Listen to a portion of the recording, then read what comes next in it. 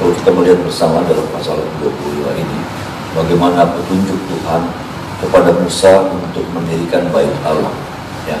Dan dalam pasal 25 ini, Bapak Saudara, ada beberapa hal, alat-alat yang harus dibuat, ada beberapa alat yang harus dikerjakan, yang kemudian harus ditaruh dalam bait Allah ini. Dan kalau kita tahu bersama dan kita ingat bersama bahwa kalau kita bicara bait Allah, maka Tuhan selalu bermaksud atau berbicara bukan tentang gedungnya, bukan tentang tempatnya, tetapi sesungguhnya kalau kita bicara tentang bait Allah, itu bicara tentang hidup saya dan saudara sebagai bait-bait Allah. Ada amin, saudara, ya. Dalam 1 Korintus 3 ayat yang ke-16 mengatakan bahwa kita adalah bait Allah, rumah Tuhan, Bapak Ibu Saudara. Dan kalau kita melihat, saudaraku, pada pagi hari ini ada beberapa hal yang harus ada di dalam bait Allah. Dan alat-alat ini, saudara, ini juga harus ada dalam hidup saya, ada dalam hidup saudara, dalam hidup kita semua. Yang pertama, kalau saudara melihat, Bapak Ibu Saudara, ya, dari ayatnya yang ke-10 dikatakan, haruslah mereka membuat tabut dari kayu penaga 2,5 hasta panjangnya, 1,5 hasta lebarnya, dan 1,5 hasta tingginya. Yang pertama yang Tuhan suruhkan kepada Musa untuk dibuat adalah tabut perjanjian, ya. Tabut perjanjian, saudaraku, ya. Dan singkat saja, tabut perjanjian ini bicara tentang bagaimana disitulah Tuhan berhadirat. Disitulah Tuhan hadir di tengah-tengah bangsa Israel, di mana tepatnya di tengah-tengah tabut perjanjian ini. Dan kalau saudara melihat selanjutnya, hal yang kedua yang harus dibuat oleh Musa, saudaraku, apa itu, saudaraku? Kalau saudara baca ayat yang ke-23, di sana mengenai meja roti sajian, Bapak Ibu Saudara, ya. Yang pertama bicara tentang tabut perjanjian, yang kedua bicara tentang meja roti sajian, dan kalau sudah melihat hal yang ketiga dari ayat yang ke-31 itu mengenai kandil, saudara, atau kaki dia. Nah, inilah yang harus ada dalam kehidupan kita. Ini yang harus ada. Bicara tentang tabut perjanjian, sekali lagi saya katakan, itu bicara tentang kehadiran Allah, itu mutlak harus ada dalam hidup saya dan saudara, ya. Ini yang harus dipastikan dalam hidup kita. Ini yang harus kita pastikan tiap-tiap hari, Bapak Ibu Saudara, bahwa ada Tuhan yang menyertai hidup saya dan saudara. Ada amin, saudara. Makanya Paulus mengatakan dengan tegas, dengan gagah dan beraninya, kalau Allah di pihak kita, siapa yang dapat lawan kita? Ada amin, saudara.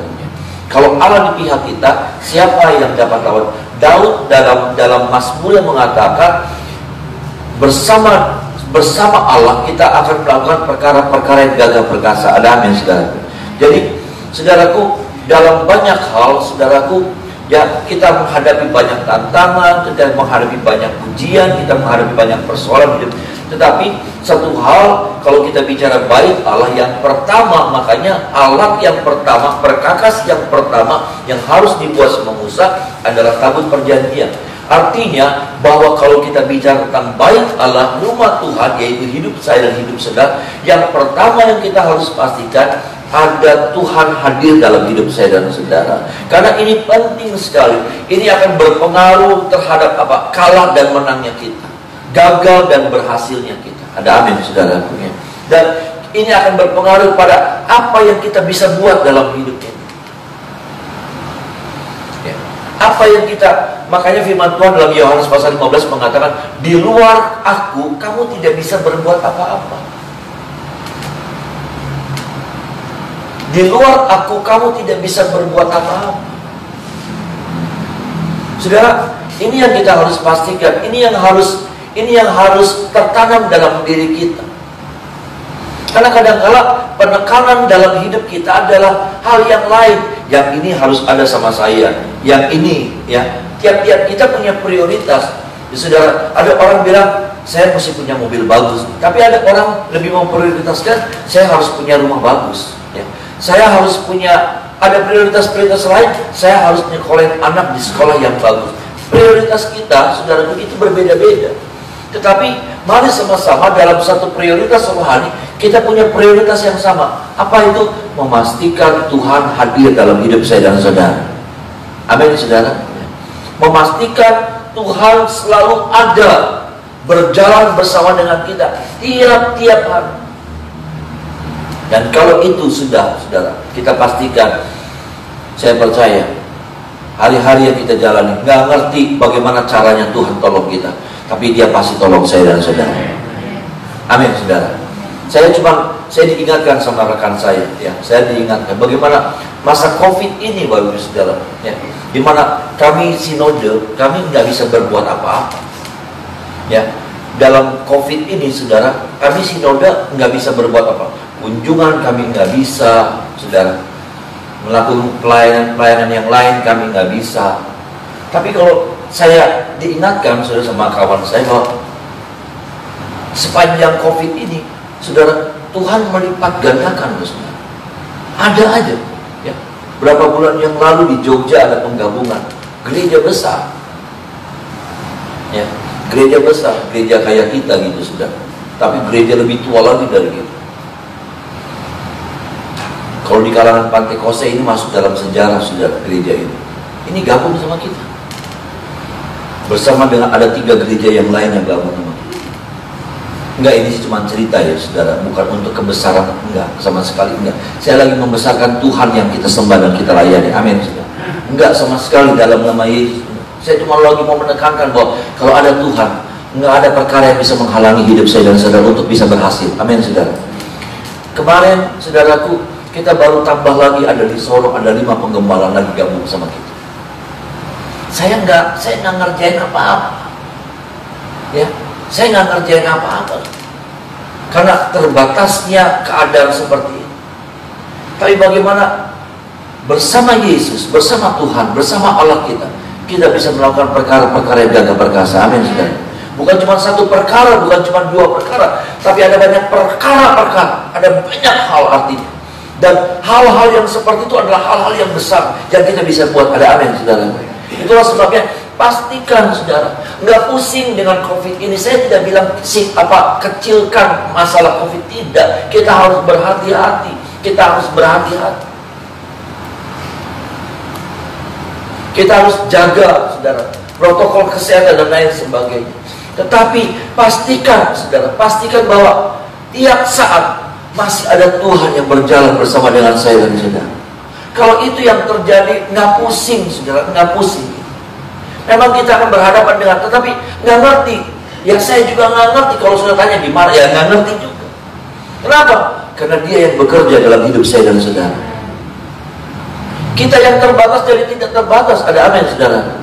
Karena kuasanya itu yang tidak terbatas, kitanya terbatas. Tetapi karena Dia hadir dalam hidup kita, Dia hadir dalam diri pribadi saya dan saudara, maka Dia yang bergerak, Dia yang berkarya dalam hidup saya dan saudara. Bahkan waktu Yosua sedang berperang, Tuhan bilang begini sama Yosua, aku yang akan berperang ganti kamu, dan kamu akan diam saja. Ada amin, saudara. Bahwa ini nih yang Tuhan kerjakan, ini yang Tuhan buat, ini yang Tuhan bisa lakukan dalam diri seseorang. Kalau apa? Kalau dia ada bersama dengan kita.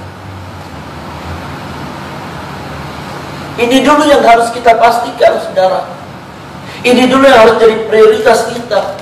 Prioritas kita harus sama. Benar, prioritas dalam hal yang lainnya kita berbeda-beda. Yang tadi saya katakan, ada orang yang pengen punya rumah bagus, ya. Ya, mobil sih biasa, ada yang begitu, saudara. Mobil sih beli papa, butut ya beli papa, yang penting rumah bagus. Ada yang begitu. Ada orang yang punya prioritasnya beli papa rumah bodol, beli papa, yang penting mobil bagus. Ada. Ya, ada orang yang punya prioritas beli papa rumah bodol, mobil bodol, yang penting tabungannya banyak. Ada orang yang kayak gitu. Iya kan, saudara? Ada orang nggak perlu yang lain, yang penting nyekolahin anak bagus. Prinsip kita, prioritas kita yang seperti itu berbeda-beda satu dengan yang lain. Tapi kita harus menyamakan satu suara kita untuk hal yang seperti ini. Bahwa prioritas rohani kita adalah memastikan Tuhan ada berjalan bersama dengan saya dan saudara tiap-tiap hari.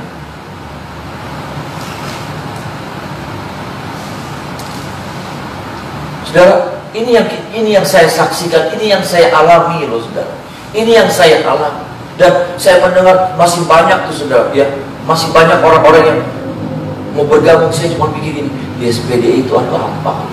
Ya maaf, saya bukan ngecilin GSPDI sudah. Tapi kalau gereja apa, itu gereja punya nama kan. Kita boleh sederhana, kita boleh biasa. Tapi kalau Tuhan yang ada dalam hidup kita, kita menjadi sesuatu pribadi yang istimewa. Ada amin, saudara. Kita menjadi orang yang bisa dipercaya. Kita jadi orang yang dilirik.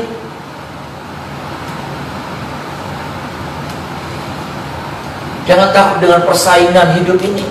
Jangan takut dengan menghadapi banyak raksasa-raksasa ekonomi, bisnis yang sudah sedang hadapi hari-hari ini. Yang penting udah nggak usah mikir, nggak usah bicara, modalnya gede, saingannya hebat, nggak usah, enggak.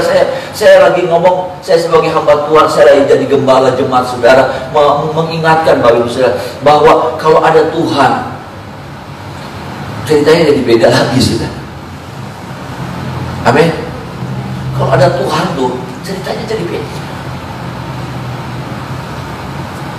Tapi ceritanya juga jadi beda kalau dia nggak ada bersama dengan kita. Ceritanya jadi beda. Ceritanya jadi gelap. Ceritanya jadi horor. Ceritanya jadi jadi capek banget hidup. Kalau apa? Kalau dia nggak ada bersama dengan kita. Kenapa? Ada abe gagalnya, ada abe rusaknya, ada abe.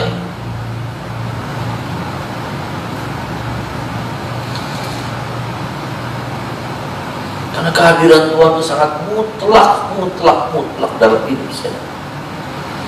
Itulah sebabnya hal yang pertama yang Tuhan suruhkan kepada Musa, bukan yang lain, saudara, bukan yang lain, tetapi tabut perjanjian ini yang harus dibuat pertama-tama kali.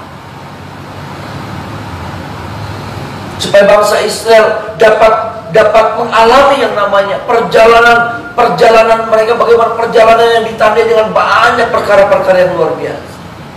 Kalau apa? Kalau Tuhan ada bersama dengan mereka. Sama halnya saudara, saya nggak peduli dengan apa yang akan terjadi ke depan.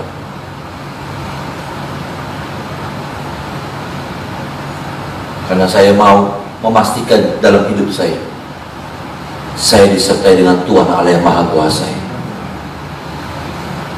Kalau saudara tanya, jadi gimana nih kalau ada Tuhan dan bagaimana? Nggak ngerti saudara. Saya juga nggak ada cerita urutannya tuh saudara, nggak ada. Tapi yang pasti saya sudah alami dan saudara juga sudah alami, dia memberikan selalu kemenangan buat saya dan saudara. Amin saudara.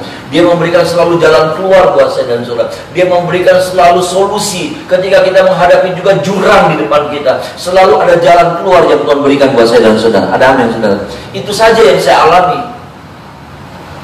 Caranya bagaimana saya nggak ngerti. Karena saya terbatas saudara. Akal saya, pengetahuan saya terbatas, kemampuan saya terbatas. Tetapi yang saya alami, Dia Allah yang tidak terbatas itu selalu bekerja dalam hidup saya dan menolong saya dan saudara. Amin saudara. Ya. Itulah sebabnya saya juga melihat tiap hari saudara, ya, tiap hari saudara belajar mencari Tuhan, menghadirkan Tuhan dalam hidup saudara. Itu kan yang saudara lagi lakukan. Itu kan yang kita lagi lakukan tiap-tiap hari. Memastikan bahwa hari ini Dia berjalan bersama dengan kita. Hari ini Dia ada bersama dengan kita. Itu saudara. Ke depan mungkin keadaan semakin tidak baik, mungkin saudara. Kita sih berdoa semakin baik. Tapi kalau kita melihat keadaan jadi semakin tidak baik.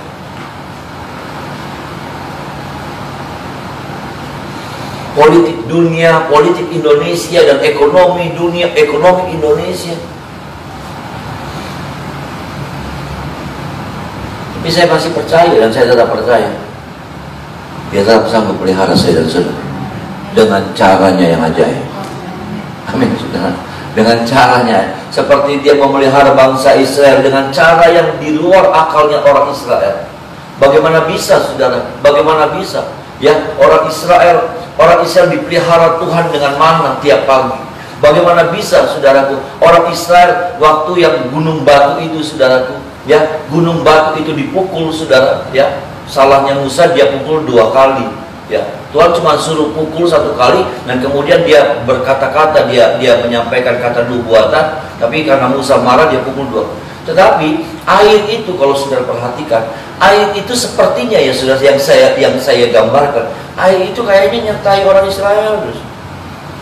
Air yang keluar dari gunung batu itu, di mana orang Israel? Karena kemudian saya tidak melihat ada air baru, ada mata air baru yang keluar. Coba kalau saudara perhatikan, nggak ada. Kan gini, saudara, kalau kita jalan, ya, kalau kita jalan 20 kilo, kita udah lelah, kita udah capek, kita butuh air baru, ya. Kalaupun kita bawa cadangan, saudara, kita bawa dirigen, saudara, udah habis lagi, ya kan? Tapi bagaimana saya melihat air itu, saudaraku, nggak ngerti caranya Tuhan bagaimana, selalu mengalir dan selalu ada di dekat doa dengan orang Israel dalam perjalanan mereka. Mereka kan bukan cuma butuh makan, mereka juga butuh air.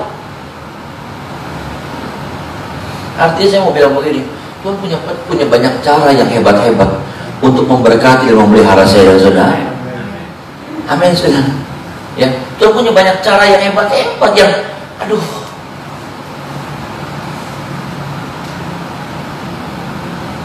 nggak ngerti. Di padang gurun, di tengah-tengah kekeringan, tetapi Allah yang Maha Kuasa itu memelihara umatnya dengan cara yang luar biasa. Saya masih percaya dan tetap percaya sampai kapanpun, dengan keadaan apapun yang kita sedang alami, tapi Dia punya banyak cara untuk memberkati, memelihara saya dan saya. Ini bagian yang pertama, Bapak Ibu Saudara. Bagian yang kedua yang kita bisa lihat pada pagi hari ini, Bapak Ibu Saudara, bagaimana yang saya katakan tadi, saudara, yang harus kita pastikan bahwa di dalam bait Allah, saudara, harus ada 3 hal ini yang harus hadir, ya. Yang pertama adalah tabut perjanjian, tapi kemudian yang kedua dan yang ketiga ini menjadi penting buat kita, ya. Ini juga harus ada di dalam hidup saya sebagai bait Allah itu, bait Roh Kudus itu, saudara. Yang kedua, kalau sudah menemukan ayat 23, apa saudara? Ayat yang ke-23, ya. Meja apa, saudara?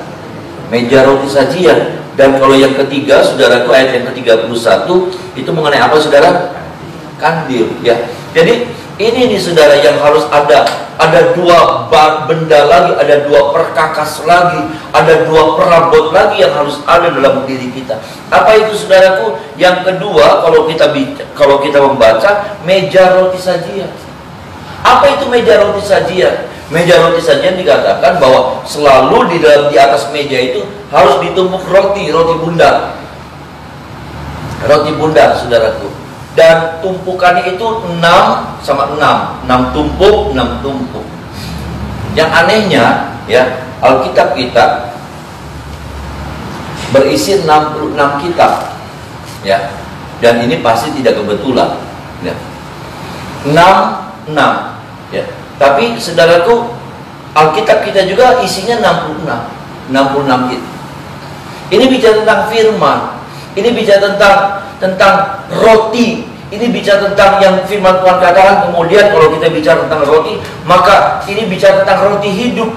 Ini bicara tentang makanan rohani yang harus menjadi makanan tiap hari. Karena roti ini selalu diganti lagi, selalu ada lagi, baru lagi. Dan kita bersyukur tiap hari ada roti baru yang Tuhan berikan buat saya dan saudara. Amin, saudara. Ada makanan, ya, yang saya katakan, tiap pagi kita disegarkan sama firman. Tiap pagi kita disegarkan, dikuatkan sama firman. Ada makanan yang kita makan. Untuk apa? Menguatkan nih, saudara. Bukan otot jasmani kita, tetapi otot iman kita. Karena otot iman kita itu akan berpengaruh pada otot jasmani kita. Makanya firman Tuhan katakan, latihan badani itu terbatas gunanya, tetapi ibadah itu banyak kegunaannya, keuntungannya. Ada amin, saudara? Nah, bukan berarti saudara nggak boleh olahraga. Tapi jangan sampai olahraga membatasi ibadah kita sama Tuhan. Nah ini saudara, bagaimana dalam hidup kita harus ada tuh yang namanya firman. Firman selalu hadir dalam hidup kita. Firman selalu menjadi makanan buat kita. Firman selalu menjadi kekuatan buat kita. Meja roti sajian itu salah satu perabot yang harus ada dalam bait Allah. Dan selalu diganti tiap hari, Artinya setiap hari, saudara, kita harus makan sesuatu yang baru. Kita harus makan. Jangan kita baca Alkitab kapan? Minggu lalu. Tung dinang lagi wingi kah? Uwis. Masih wareg sih, masih wareg mau mandi. Ibadah 1 minggu sekali. Ya, dengar firman-Nya seminggu sekali. Tiap hari roti ini diganti loh saudara. Kalau sudah nanti baca, roti ini selalu diganti tiap hari. Baru lagi.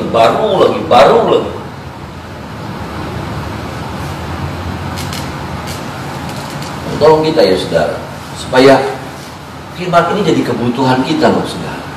Karena saya melihat begini, ada masih terlalu banyak anak-anak Tuhan yang nggak peduli sama firman. Nggak peduli. Nggak ada tuh yang namanya kebutuhan sama firman. Nggak ada tuh yang namanya rasa lapar gitu. Nggak ada. Nah, lebih tertarik sama yang lain, menyibukkan diri. Nggak ada kebutuhan di mana haus dan lapar sama firman Tuhan. Nggak ada.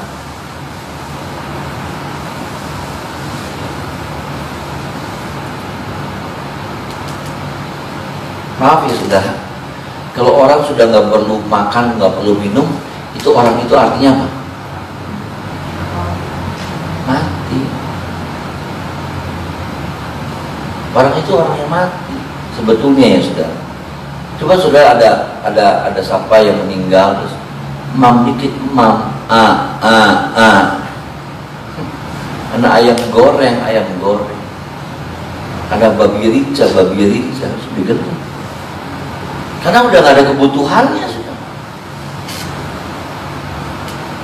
Orang yang masih mau makan itu artinya tanda kehidupan masih ada dalam diri orang itu. Orang yang masih punya rasa lapar, saudaraku, itu artinya apa? Masih ada tanda kehidupan. Rasa lapar itu tanda kehidupan. Orang yang gak punya, ya 3 hari gak makan, kempong beli sih. Wah, serada mati.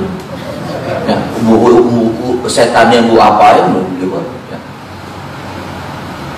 Waduh, itu kalau saya sekarang udah gak mampu, gak kuat sudah puasa 3 hari. Jadi berapa? Dari 2 tahun lalu saya udah gak puasa 3 hari. Itu kalau puasa 3 hari itu saudara ya, itu kalau sudah hari yang terakhir 2 udah menjelang malam, itu tuh otaknya tuh, itu otak kayak ada ayam lagi jalannya. Ya. Ayam goreng tuh sudah, ya ayam goreng sambil ngawi-ngawi.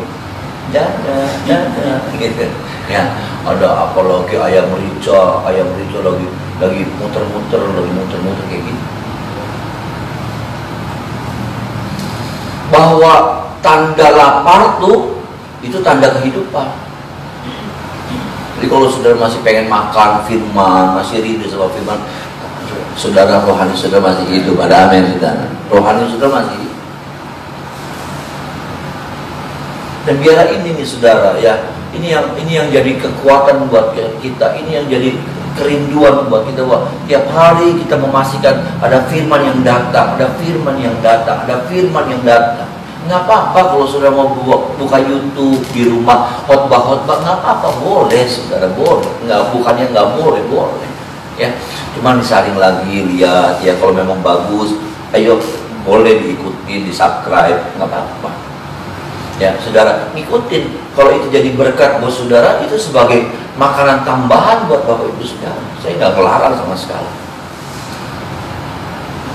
Itu memberkati, semakin memperkaya kita, semakin menguatkan energi iman saya dan saudara. Boleh saudara, sangat dibolehkan sekali. Ini yang kita harus pastikan, bahwa ada meja roti sajian. Dan meja roti sajian itu bukan cuma pajangan, tapi tiap hari memang ada roti yang disajikan, ada roti yang menjadi asupan buat kita, makanan buat saya dan saudara. Yang itu memberikan kekuatan, itu memberikan apa saudaraku? Hikmat baru kepada saya dan saudara. Ya, memberikan hikmat bagaimana kita menjalani hidup, apa yang harus kita buat, apa yang nggak boleh, yang begini jangan, yang begitu jangan, yang begini nggak pantas. Itu kan firman begitu. Firman mengingatkan saya, firman mengingatkan, bukan cuma saudara yang diingatkan, saya juga diingatkan. Untuk bagaimana kita menjalani hidup ini, bagaimana kita bergerak, bagaimana kita berbuat, bagaimana kita beraktivitas. Dan yang ketiga, bagian yang terakhir kalau sudah melihat adalah mengenai kandil, ya, mengenai kandil saudara, atau menorah atau kaki dian, ya banyak istilah buat yang ini saudara. Apa itu? Ada 7 pelita. Ini artinya apa saudara? Bagaimana kehidupan Kristen, kehidupan orang percaya, bait Allah itu harus ada pelita di dalam. Kekristenan itu bukan cuma sibuk sama hadirat Tuhan, sibuk sama hadirat Tuhan, aduh menyembah Tuhan. Bukan cuma sibuk baca firman, dengar YouTube, ibadah lagi, ibadah di sini, ibadah di sono, ibadah di sana, aduh diputerin ibadah. Tapi kemudian apa? Dalam dirinya nggak punya kaki dian. Dalam hidupnya nggak ada yang namanya jadi kesaksian. Kaki dian kan terang, ada terang, ya, ada terang. Artinya apa? Terang itu menyingkirkan kegelapan. Dan bagaimana hidup kita ini hadir di tengah-tengah dunia, dan Tuhan mau supaya hidup kita ini jadi terang buat dunia ini. Ada amin saudara, ya. Hidup kita ini bisa jadi terang, hidup ini bisa jadi kesaksian bagi banyak orang. Paling enggak orang-orang di sekitar kita melihat ini orang beda ya, ini orang aneh ya. Ada kesempatan ambil duit, enggak diambil ya, aneh.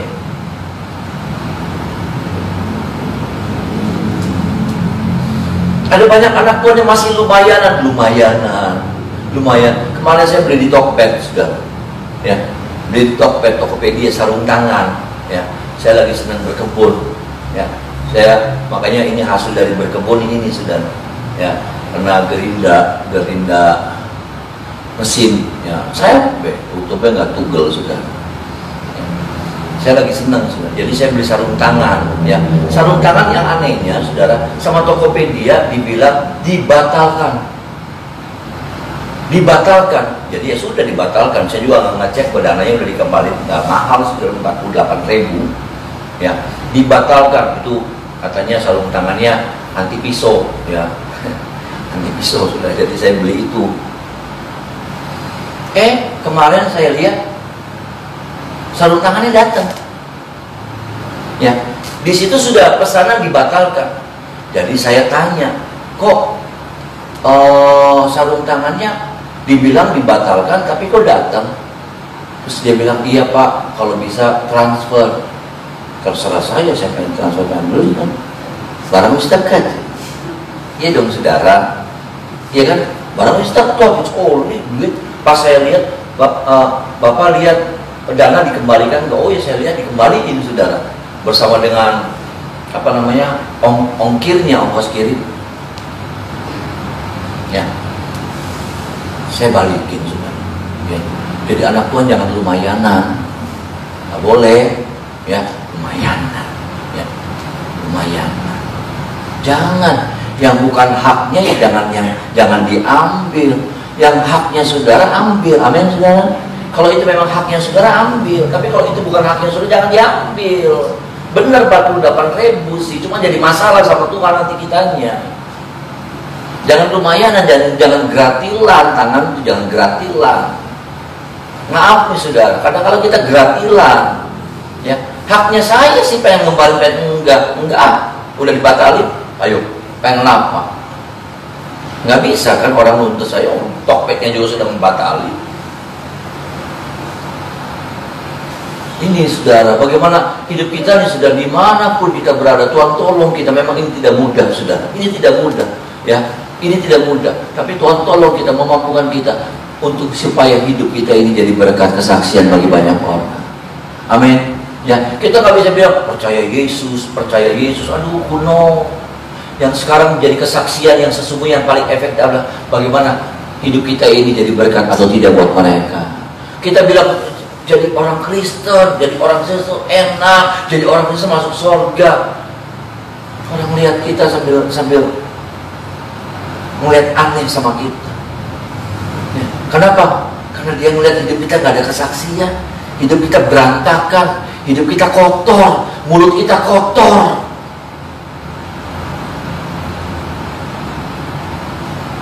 Mulut kita kotor. Sama orang, aduh jahatnya luar biasa. Sama orang tegaan pisan, raja tega. Kita terkenal, siapa? Itu Pomasi, raja tega deh. Masanya kita dikenalnya raja tega, saudara. Biarlah kita terkenal jadi raja tidak tega, beli tegaannya. Si tante kunci ratu beli tegaan. Nah bagus. Ya, itu mah ratu tegaan, benar dong. Ya saya juga masih banyak belajar, saudara. Saya juga harus ngaca sama firman. Jangan saya ngerasa diri udah benar, nggak taunya hidup saya nggak jadi kesaksian. Saya jadi batu sandungan buat orang lain. Tolong kita ya saudara, supaya 3 perkakas perabot ini ada sama kita. Ya, tabut perjanjian kehadiran Tuhan dalam hidup kita itu pasti ada, harus ada. Yang kedua, bagaimana meja roti sajian itu ada tiap hari jadi kekuatan makanan buat saya dan saudara. Dan yang ketiga, bukan cuma kita sibuk sama firman, sibuk sama hadirat Tuhan, tapi kita nggak pernah menyala gitu. Kita nggak pernah jadi terang hidup kita bagi orang lain. Buat keluarga kita jadi cibiran. Buat banyak orang kita nggak jadi sesuatu yang gelap gitu. Tolong kita saudara, supaya 3 hal ini itu ada sama kita. Ya, kita menikmati kehadiran Tuhan yang luar biasa. Kita menikmati firman yang menguatkan kita. Tetapi sisi yang lain, setelah kita menikmati semuanya, Tuhan mau hidup kita jadi berkat bagi banyak orang. Ya, mari kita mendoa.